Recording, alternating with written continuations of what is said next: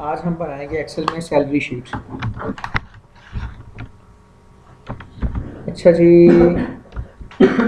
ये याद रखो कि सैलरी शीट बनाने के मुख्तलिफ तरीके हैं।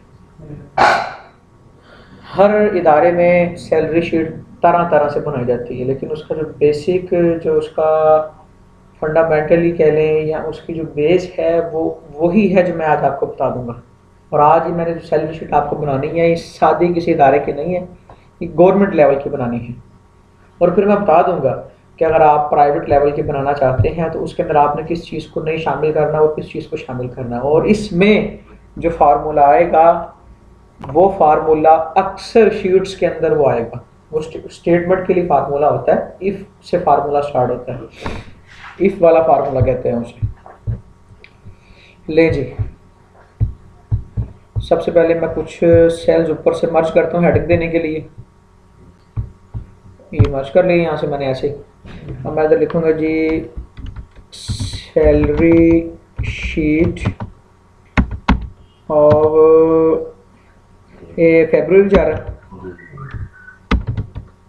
फरवरी 2016। नहीं वो ऐसी बस वो किसने बना दी, जो मेन चीज़ है।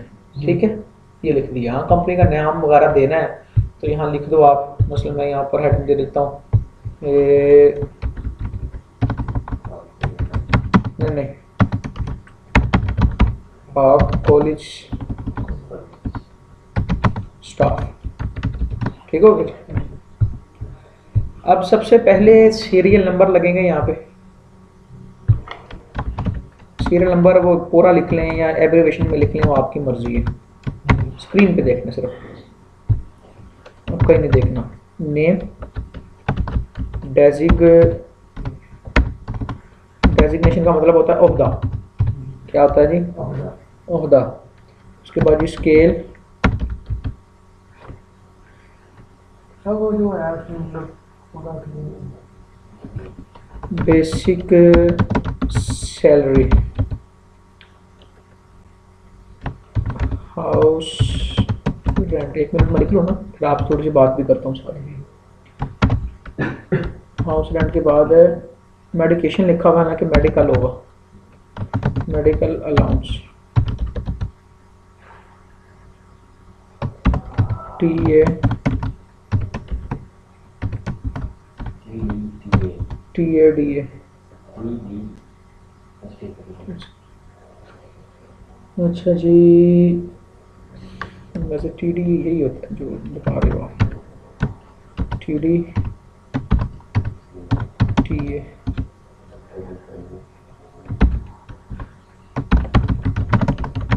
Total salary. उसके बाद लिखेंगे जी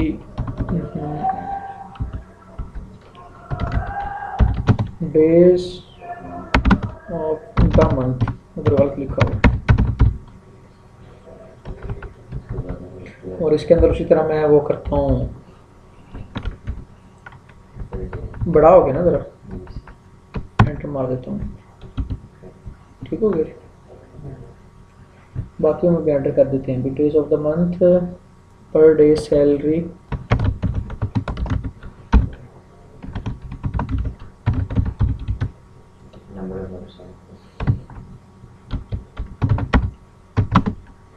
number of absents, deduction, deduction कहते हैं कटौती। एडवांस पता है आप सबको। पेएबल सैलरी,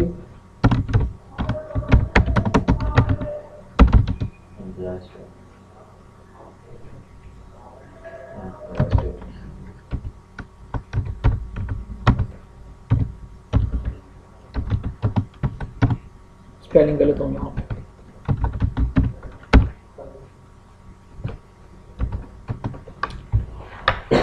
ले जी, मैंने कुछ चीज़ें लिखी हैं। अभी ज़रा इसकी पहले कुछ शक्ल बना लूँ कुछ अर्ज की, डेजिग्नेशन को ज़रा सा, ताकि वो पूरा हो जाए। इसे भी इसे ऐसे करने की ज़रूरत नहीं, इसे ऐसे करने की ज़रूरत। मैंने आपको बताया था एक्सेल में नीचे एक सेल के अंदर लाइन के अंदर लिखने के लिए ना आल्ट के साथ एंटर प्रेस करना है। अगर बगैर आल्ट के एंटर प्रेस करोगे तो फिर वो नीचे वाला सेल सेलेक्ट हो जाएगा। ठीक है, उसी में अगर एंटर करना है आपने तो आल्ट का बटन यूज़ करते हुए देखो ना, आल्ट एंटर तो रेंट नीचे चला गया, इस तरह आल्ट एंटर अलाउंस नीचे चला गया। ठीक हो गई। अब इनको सेलेक्ट करो इतना, और यहाँ से अलाइनमेंट इसकी सेंटर कर दो और यहाँ से मिडल कर दो। ठीक हो गया जी। यहाँ से इसे आल बॉर्डर कर दो, शक्ल नहीं लिए आल बॉर्डर के बाद से ठीक कर दो। ठीक है जी। और साथ एक काम और करो, इसे बोल्ड कर दो कंट्रोल बी से ही। टोटल सैलरी वाला रह गया, इसे भी आल्ट दबा के नीचे ले जाओ। ठीक हो गया जी। जब इसे थोड़ा बड़ा कर दो ताकि मेन चीज़ नज़र तो आए। हम बड़ा किया मैंने इसे, तो एक मरतबा फिर इसे मर्ज ख़त्म करो, फिर दोबारा मर्ज कर दो। तो यहाँ से इसका फ़ॉन्ट वगैरह कोई यूनिक कर दो थोड़ा सा। और याद रखें, जब भी कोई चीज़ बनानी है ना, तो जितनी चीज़ें होंगी ना सबको अलग अलग यूनिक रखना है। ये नहीं कि सारों का फ़ॉन्ट एक बना दिया और वो सारी चीज़ें मिक्स पड़ी। यूनिक होगा तो हर चीज़ पर अलग अलग नज़र जाएगी कि ये बेसिक सैलरी है, ये इसका नेम है, ये नाम आ गई, ये फलानी चीज़ आ गई, ये फलानी चीज़ आ गई। तो जिस सीरियल नंबर में मैंने सिर्फ 1 लिखना है, उसके बाद मैं सिर्फ 5 लोगों की सैलरी आपको बना के दिखाता हूँ। 5 की बनाता हूँ मैं। फाहद,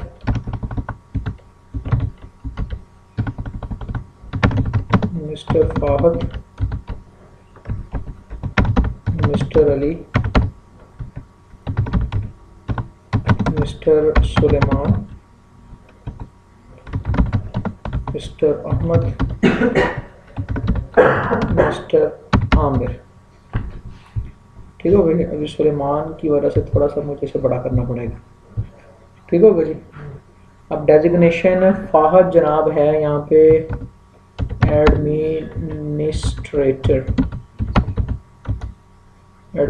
इदारा चलाता है। अली जो है, नहीं जी, ये है जी मैनेजर। सुलेमान जो है जी अकाउंटेंट। अहमद जो है ये जी कंप्यूटर ऑपरेटर।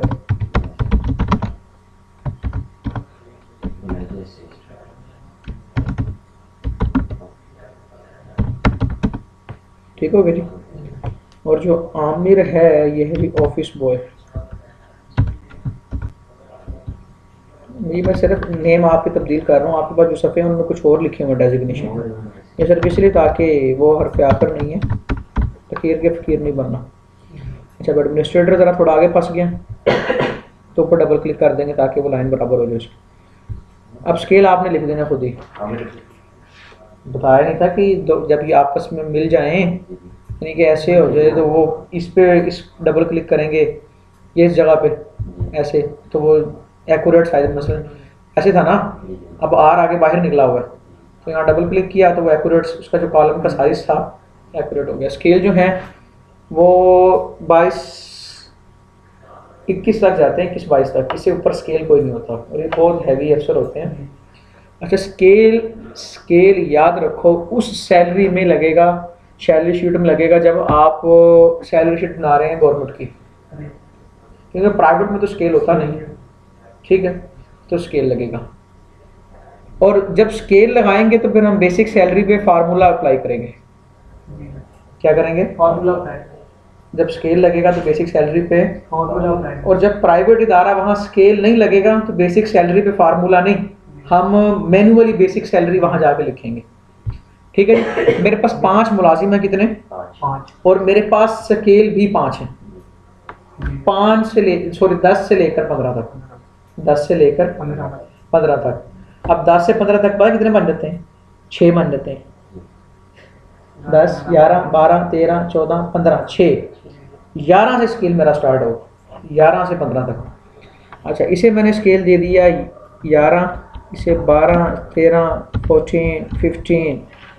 ले जी, सबकी स्केल डिवाइड हो गए, ये गलत हो गए।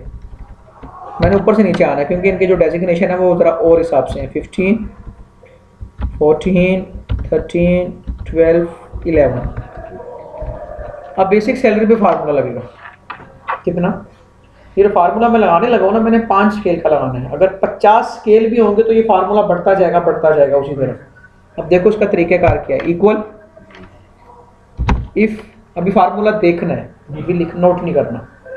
इक्वल इफ, क्योंकि फार्मूला लगाते लगाते कभी गलती हो जाती है, फिर वो ज़रा सा फाइनल होगा। फिर ब्रैकेट स्टार्ट, इफ इक्वल के बाद इफ आया तो इफ के बाद लाजमी ब्रैकेट आपने स्टार्ट करनी है। स्केल सेलेक्ट कर लें। अगर ये स्केल जो मैं स्टेटमेंट लिख रहा हूँ लैंग्वेज हो रहा है लेकिन मैं पढ़ के बता रहा हूँ, अगर ये स्केल इक्वल 11, अगर ये स्केल 11 हो, अगर ये स्केल 11 हो, कोमा इन्वर्टेड कोमा, तो आपने इसकी बेसिक सैलरी देनी है जी 12,000, फिर इन्वर्टेड कोमा, फिर कोमा। ये एक स्टेटमेंट हो गई। अगर ये स्केल सेलेक्ट किया, इफ अगर ब्रैकेट स्टार्ट, स्केल का सेल रेफरेंस है E5, अगर ये 11 हो, बराबर 11 के पूरे 11, अगर ये 11 हो तो फिर कोमे के बाद इन्वर्टेड कोमा में उसका वो रिजल्ट है, तो आपने 12,000 शो करना है। फिर उसके बाद एक स्टेटमेंट हो गई, ब्रैकेट अभी क्लोज नहीं करनी।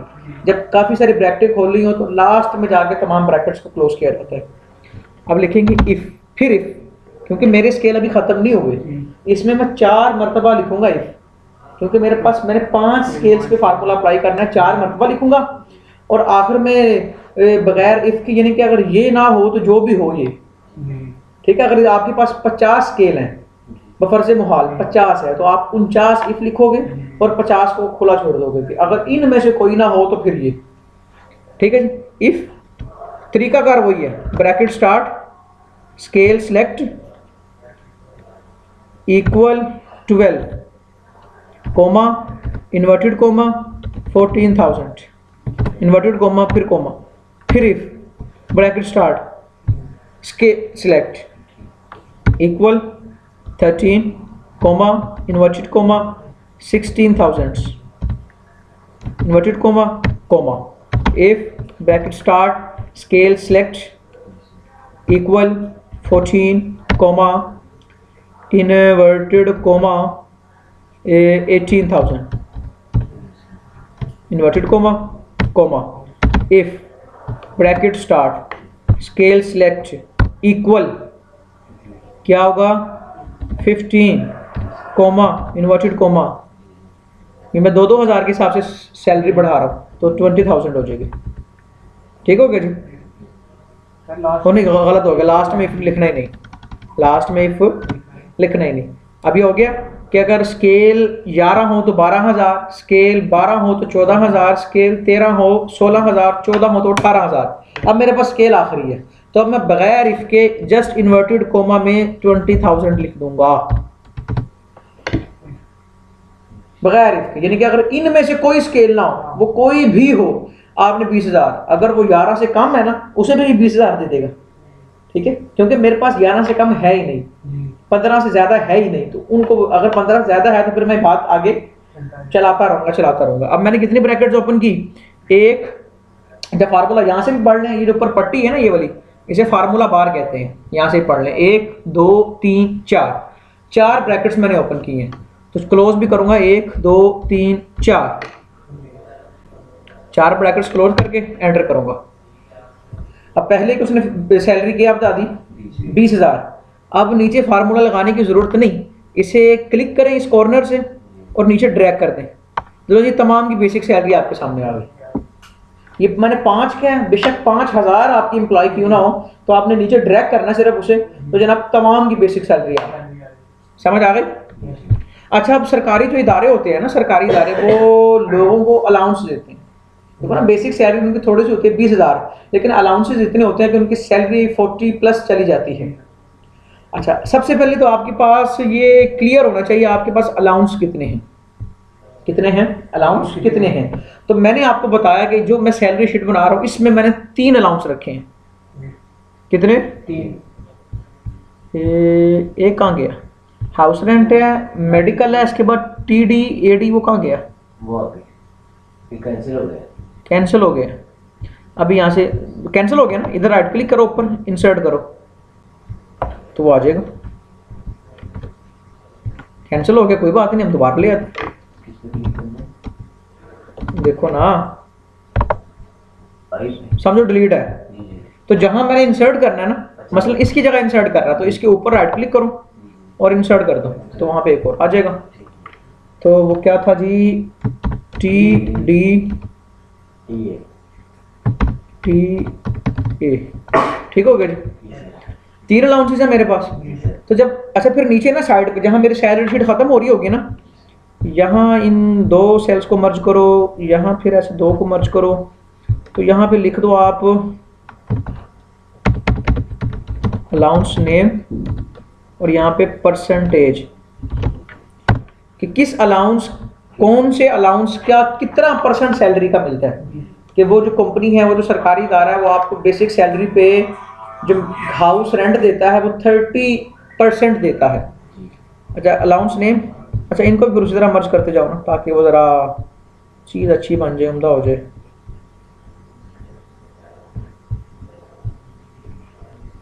इसे मर्ज करने की ज़रूरत नहीं। अलाउंस नेम लिखा मैंने हाउस रेंट, ये मैं लिख दीजिए 20%, ठीक हो गया जी? नहीं ज़रूरत नहीं। मेडिकल 10, मेडिकल 10,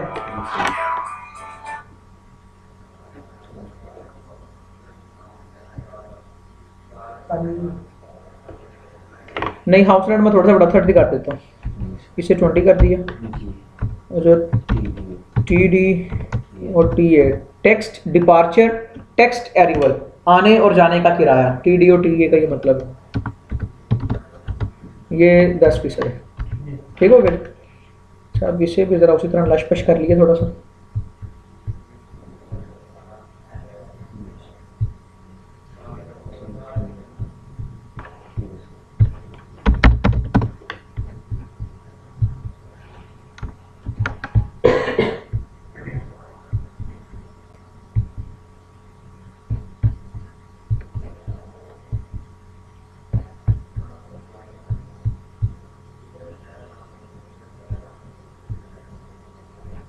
ठीक हो गया जी।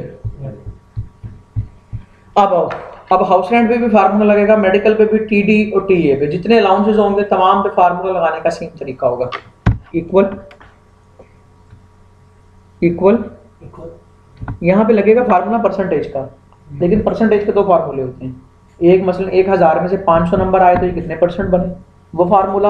और एक होता है ये किताब की ओरिजिनल कीमत 400 है, आजकल 20% ऑफ चल रहा है, तो उसका वो भी परसेंटेज है, लेकिन उसका तरीका और होता है। जो वो फार्मूला है उसके अंदर क्या करते हैं कि मसलन 1000 में से 600 नंबर आए तो कितने परसेंट बने, वो फार्मूला लगाते हैं equal obtain marks select divided total marks multiply by 100, ठीक है, मल्टीप्लाई बाय 100।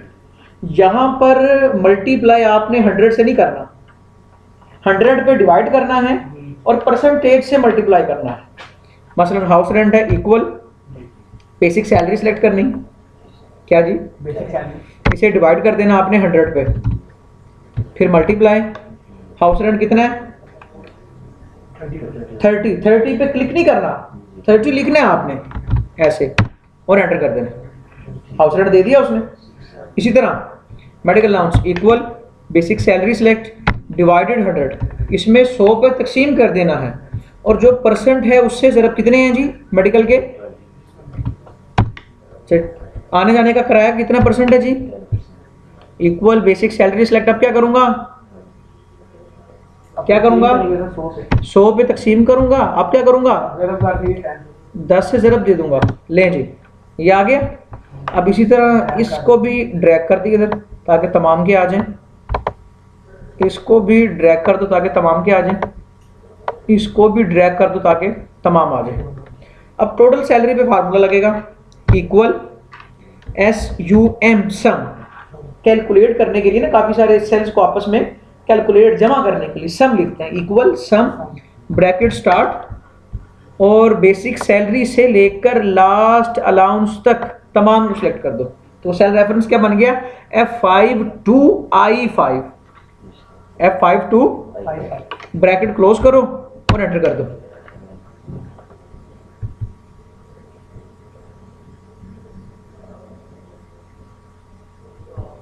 ये क्या बात है, सिर्फ 12,000। इक्वल सम bracket start bracket close enter.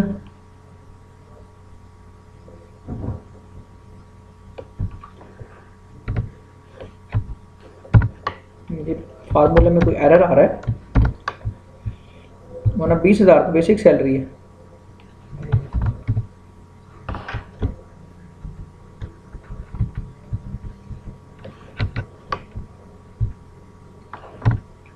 अभी फार्मूला खराब हो रहा है ना, प्लस का, वैसे प्लस का कैलकुलेटर का फार्मूला वही है, इक्वल सम तमाम को सिलेक्ट करके ब्रैकेट क्लोज एंटर। अब यहाँ पे एरर दे रहा है तो मैं एक और तरीके से प्लस करूंगा, equal basic salary select plus house rent select plus medical allowance select plus TDTA enter. ठीक हो गया। वैसे फार्मूला वही है, लेकिन अगर वो गड़बड़ करे तो ये दूसरा तरीका है। ठीक हो गया जी, ठीक हो गया जी। डेज ऑफ द मंथ, फरवरी का पर आ रहा हूं क्या, फरवरी का मसला अगर 31 तारीख का महीना है तो बाज लोगों की दिहाड़ी बनती है 500 की जी, और अगर वही महीना 28 दिनों का है तो वो 525 रुपए की बनेगी, 530 रुपए की बनेगी। तो फिर कटौती भी उसी हिसाब से होगी। फरवरी में छुट्टी करेगा तो जरा कटौती ज्यादा होगी, और सरकारी इदारों में कटौती भी होती है, और बाज प्राइवेट इदारे भी इस तरह की गंदी हरकत करते हैं कटौती करने की। डेज ऑफ द मंथ, महीने के दिन कितने हैं जी, फरवरी है जी, ये 28 का जी। अब इसको तमाम की फरवरी है, तमाम को नीचे कॉपी कर दो इसे। अब पर डे सैलरी, किस महीने में इसकी दिहाड़ी कितनी बनी, इक्वल टोटल सैलरी सिलेक्ट, इसे आपने डिवाइड कर देना है डेज ऑफ द मंथ से। तो दिहाड़ी इसकी बनी 1142 रुपए और 86 पैसे की। नंबर ऑफ एब्सेंट्स, इसने गैर हाजिरियां कितनी की हैं, इसने ये आपको मैन्युअली लिखना पड़ेगा। मसलन इसकी मैंने लिख दी 1, इसकी लिख दी 3, इसकी लिख दी 0, इसकी लिख दी 2, इसकी भी 0। ठीक हो जी। अब इसकी डिडक्शन कितनी हुई, कटौती कितनी हुई, इक्वल पर डे सैलरी को सिलेक्ट करो और इसे ज़रब दे दो गैर हाजिरियों से, एंटर। अब इसी फार्मूले को नीचे अप्लाई कर दो, कॉपी कर दो। अब नीचे इनमें 0 क्यों लिखा है, क्योंकि बाकियों की पर डे सैलरी भी हमने निकाली ही नहीं, इधर लिखी तो आगे जनाब आगे किसकी कितनी की डिडक्शन हो गई। एडवांस जिसने लिया, मसलन इसने मुझसे 300 रुपये एडवांस लिया, इसने 200 रुपये एडवांस लिया, इसने 2000 एडवांस लिया हुआ, और इसने जो एडवांस लिया हुआ है ना वो है जी 30,000। अभी देखते जाना सिर्फ कि होने क्या लगा। 30,000 एडवांस है इसका, और इसका एडवांस कोई भी नहीं है, 0। अब पेबल सैलरी कि हमने देनी कितनी है इसे, बनी तो मसलन देखो ना, ये पहला जो मिस्टर फाहद है, मिस्टर फाहद की बनी 32,000, ठीक है। इसने 11,142 रुपये छुट्टियों किसके काट दिए मैंने, 300 रुपये एडवांस ले चुके हैं। अब मैंने देनी कितनी है इसे, यहाँ पर फार्मूला लगेगा, equal total salary select minus क्या, डिडक्शन माइनस एडवांस्ड, एंटर। ठीक हो गया। अब यहाँ पे जरा इसका मैं एक डेसिमल नंबर बढ़ा दूं, ठीक है। अब इसका इस तरह कर दिया। अब इसकी कह रहा है -9200 कि इसको सैलरी नहीं मिलनी बल्कि नेक्स्ट सैलरी से भी ये हमने कटौती करनी है। अब यहाँ पे एम्प्लॉय स्टेटस आ गया कि मसलन गुड एवरेज, एक्सीलेंट,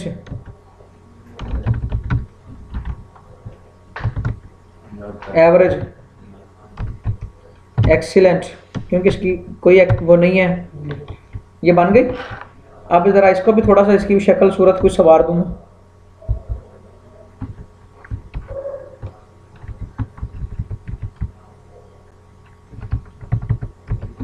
सेलेक्ट किया, इनको सेंटर में करो, इधर से भी सेंटर में करो, ठीक हो गया जी।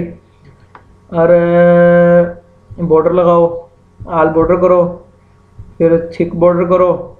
अब देख लो ये मिस्टर अहमद जो है ना, इसके वजह से सारी का ना वो जो डिज़ाइनिंग है वो ख़राब हुई हुई है। तो यहाँ से नंबरों से सिलेक्ट करो, कहाँ से, 5 6 7, कहाँ से, नंबरों से सिलेक्ट करना है। फिर किसी एक का भी जो साइज दोगे वो तमाम का हो जाएगा, लेकिन अभी थोड़ा बड़ा करो ताकि कंप्यूटर ऑपरेटर का शक्ल जो है वो नज़र आए। चलो ये काफ़ी है, अभी हो गया। अब इसमें आप यहाँ तक बेशक एक और थिक लगाओ ताकि पता लगे ये कुछ हो रहा है, और डेजिग्नेशन और स्केल तक एक और थिक लगाओ कि ये दोनों एक चीज़ें हैं, और सैलरी से लेकर टोटल सैलरी तक एक थिक और लगाओ कि ये एक अलग हिस्सा है। उसके बाद पेएबल सैलरी तक एक और थिक लगेगा, सॉरी पेएबल नहीं, एडवांस तक लगाएं, क्योंकि पेएबल का फिर उसको एम्प्लॉयज़ के स्टेटस से जोड़ देंगे ना, ठीक हो। फिर ये देखो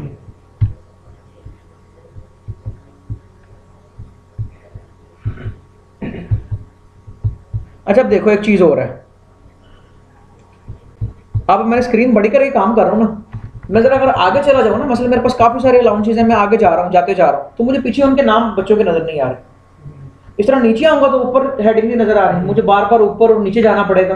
तो इससे बेहतर ये है, आप चाहते हैं कि मसलन आप किसी सेल पे क्लिक करें, आप चाहते हैं इस सेल का लेफ्ट एरिया और इससे अप एरिया, नीचे जाऊँ डाउन जाऊँ तो मुझे अप नज़र आता रहे, और राइट जाऊँ तो मुझे लेफ्ट का वो हिस्सा नज़र आता रहे। तो आप उस सेल पे क्लिक करें, ठीक है। मसलन नाम ही लेना है ना आपने, ठीक है, नाम से चाहिए आपको, अगर या आप नाम नहीं चाहिए आपको, बेसिक सैलरी से पीछे पीछे चाहिए, कहाँ से, बेसिक सैलरी, तो वहाँ पे क्लिक करें और ऊपर व्यू में जाएं, कहाँ पे, ये ऑप्शन है फ्रीज पेन्स, इस पे क्लिक करें और फर्स्ट ये ऑप्शन फ्रीज पेन्स पे क्लिक कर दें। अब इधर आप जहाँ भी जाएंगे ना तो वो हिस्सा नज़र आता रहेगा आप, ठीक है। जब वापिस आएंगे तो नीचे जहां भी चले जाएं वो ऊपर की आपको हेडिंग नजर आती रहेगी, समझ आ गई। तो आपने सिलेक्ट किया वही, हाँ, उससे लेफ्ट और उससे अप, डाउन जाएंगे तो अप नजर आता रहेगा, राइट जाएंगे तो लेफ्ट नजर आता रहेगा, और ये चीज लाजमी होगी। फ्रीज पेन्स ले जी, ये कंप्लीट हुआ सैलरी शीट। इसे मैं पहले क्लोज कर दूं।